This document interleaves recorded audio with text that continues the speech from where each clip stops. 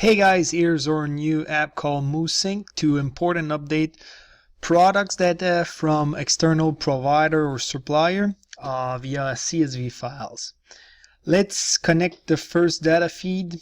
You click Add Data Feed and then you name it. Let's call it Provider XYZ. You define the source type, URL, FTP connection, or manual upload, which is a file that you upload from your computer. I'll go with URL. I'll just copy paste my URL CSV, and then I will choose the file encoding, which is this for that, but most of the time it will be UTF-8, and the actions if the products don't exist anymore in the CSV file, or if the handle or the title have been changed, I will delete the products from store. So now I see that my feed is ready. If you have chosen the option to manual upload, you would be prompted here to upload a CSV file, and FTP connection will behave the same as this URL direct download. I click on download file, and then I get a notification that I need to map the columns. So you can see here, I click to go to mapping, which is the second tab here next to the settings. I have map columns. And I can see here that at the left are the columns from the CSV file that I just imported. And here it's all the fields that Shopify supports. So the title can be different at the left because this is exactly a picture of my CSV file in the left column. All those columns, well, when I say columns, I refer more to a Excel spreadsheet more than a CSV file that is only text separated by commas. But in order for you to understand, it's easier to visually display a left column of the content of the CSV and a right column with drop downs and fields supported by Shopify store, and a little sample data from your file. For example, this is one of the handle, one row of the thousands of rows that I have in my CSV. So this I will map it to handle. The title is, well, right now this CSV file is well built, so the title is obvious. It's the title. I can rewrite the titles, for example, all in uppercase, lowercase, capital case, sentence case, but I won't go too far down this path. The body is usually the content, vendor, type, etc., etc., etc. What I want to show you is how to create virtual fields, virtual column. I can add it from there or from the top. So I will add a virtual column. For example, here I have an example that is compose title. For example, I would like to build Shopify products title based on more than one field in my CSV. For example, I would like my title to be more human friendly than what my provider provides me in the CSV. So I will create a compose title. I'll call it like that. You can call it the way you want. That will be the title. Okay. And the columns that I will be taking the data from in the CSV will be, let's put, I want the title to be the first one and separated by a dash. I want also all my products to have the type, for example, and the SKU. This is just an example, as you will understand.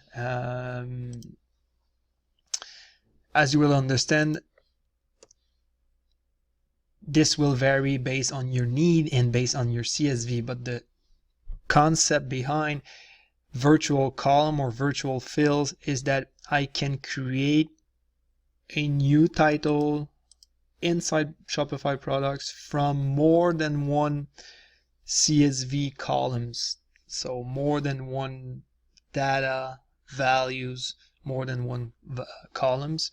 In this example, I took to create my compose title from my CSV file, I took the title column, the type column, and the SKU all the stuff column. Another example would be to apply transformation.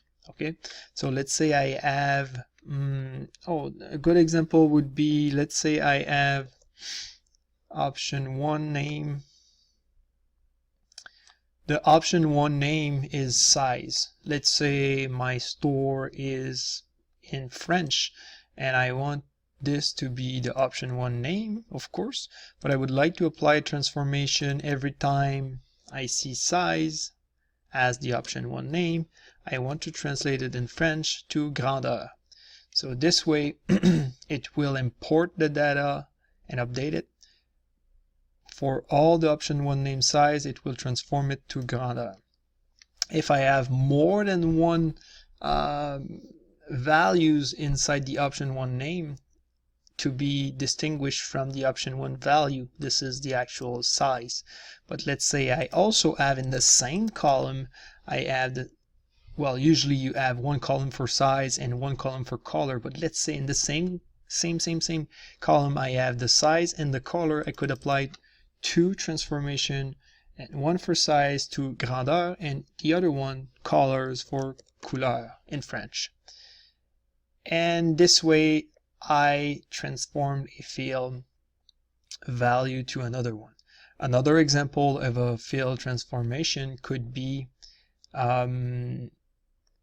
let's say I want to transform or add a prefix or suffix to a tag. Okay, so I have the column tag in my CSV file. I will select tags, and for example I have a column that is to tag the products that are to be sold in flash sale or in liquidation. Okay, so I want to get rid of some products. I have a column for the liquidation products and they are tagged, let's say, false or true. Obviously it doesn't tell me much as a customer or even as a merchant to have true or false, but I can regroup them and I can create a rule inside the collections to create a new collection for products to be in a flash sale or in liquidation every time they are tagged, for example, liquidation underscore false. Okay, so the prefix will tag everything from this column with a prefix liquidation, but every time I have this prefix, I know that it's related to the fact that they are in sale or in liquidation or not. And then I can create a collection based on this rule, like a smart collection, or I could regroup those tags inside a category or a group of filters in the collection page.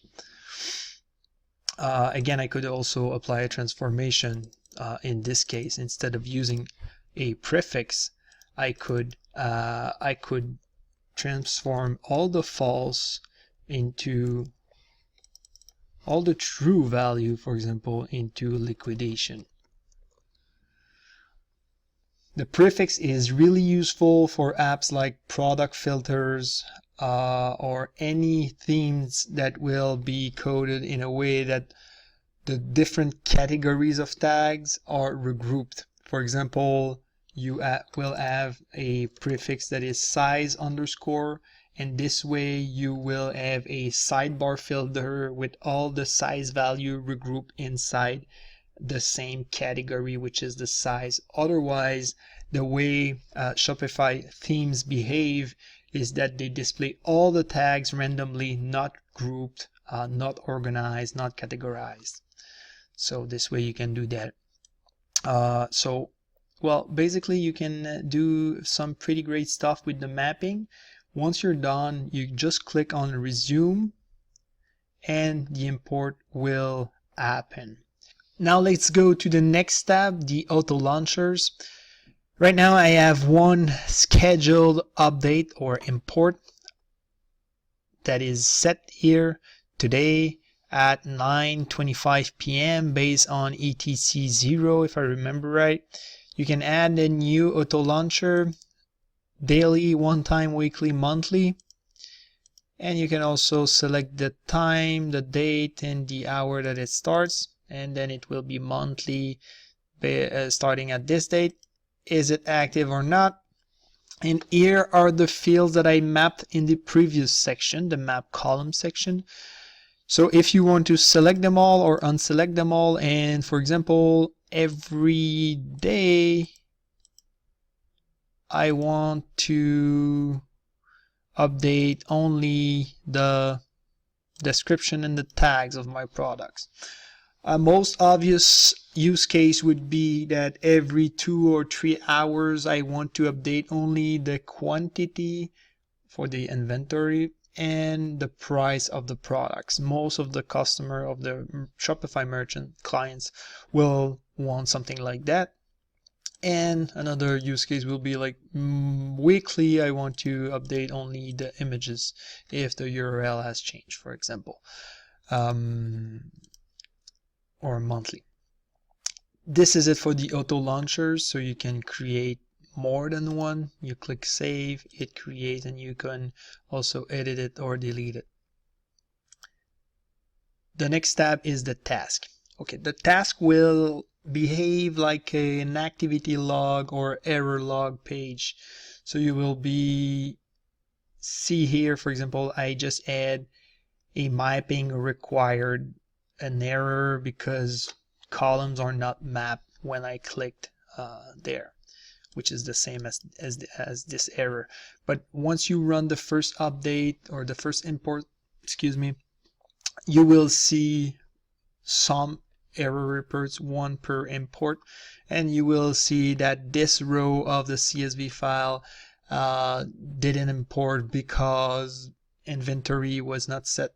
This failed to upload image because image URL had a French accent in it, etc., etc. You will see a bunch of error logs as Shopify does as well with their default CSV import. If I click on it, you will see the full details.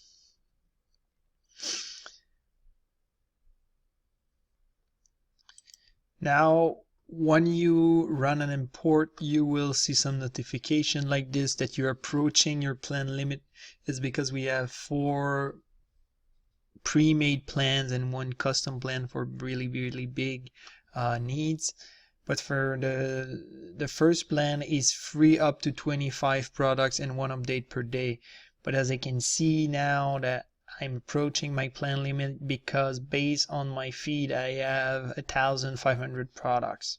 So you can click on upgrade now and you will see the plans that we have, and if you need more than that you can contact us for more products, more updates, or some custom features specific to your data provider or to the way that the CSV files that you have are structured. It happened in the past, some Shopify merchants have or some data provider have a very specific structure and columns to be mapped, and we need to build some custom features or some custom themes integrations to display, for example, some JSON content into a nice table, etc., etc. You can contact us as well for these custom needs. So the plans are pretty simple based on the number of products per file, per CSV file, and on the number of updates per day. And you can see here the pricing. To go to another pricing plan, you just click on the upgrade button and you will be prompted to approve the charge by Shopify. Once you approve the charge, it will work normally.